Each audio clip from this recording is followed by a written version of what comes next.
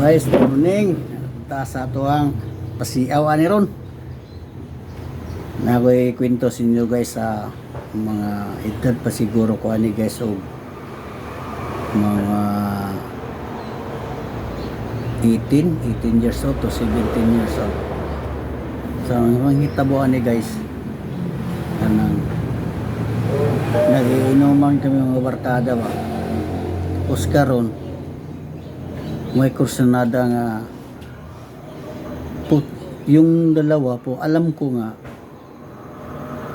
nag-isip na sila o kanang magkatayo nila ang pusa, kumbaga ihawin o lulutuin, kumbaga sabi sa Tagalog.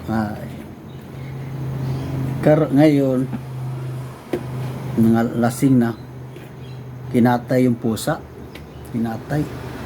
so ako wala akong alam din nga kung sa anong klase.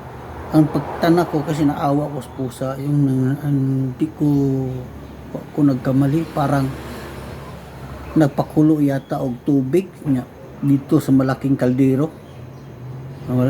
Kulo dito dilagay ang kanang pusa, pasakasa ang pusa hangtod to nangatanggal, namatay siya, nangatanggal yung mga balhibo niya. Ngayon kato yung nag-ihaw, pero hindi ako kumakain.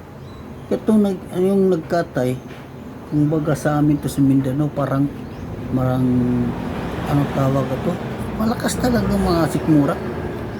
Iyan na. Masarap, kumpletong Ricardo guys, kumpletong, parang di adobo liyan. Okay naman. Tarong guys, kay dumating naman yung barkada namin na kada hindi niya alam pusa kain ang sarap sa ngayon na guys. Kay pagkatapos na siya kasi pinupulutan, pero nagtaka na yung barkada namin, bakit ako hindi ko dumampot ng pulutan. Ang tinanong ko ako, busog ako, sabi ko bago ako kumain. So ngayon ngayon sinabihan na nga, kumakain ka pala ng pusa pre. Uy, ano to, pusa? Basta pagsabi ng pusa guys, digwa. Ubos lahat yung lahat yung tawag yung kinain.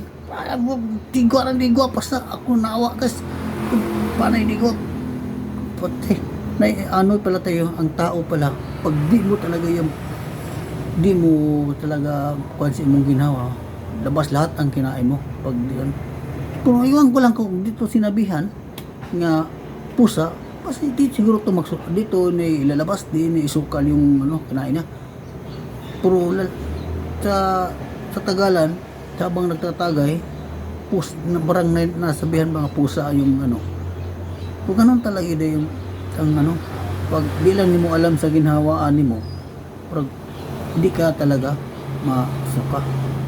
Kung hitabo to kay nalaman niya, suka siya. Sabi ko, skin mo, ang hirap talaga. Yan ang guys, hapit pa to, muntik pa nagsinuntukan to guys. Kasi bakit di daw sinabi nga pusa, pero wala na, okay ra. Yun din ang mga naranasan ko sa mga bata, yan pa kong madisig ng mga kablabaghan ng mga gawain. So thank you very much guys.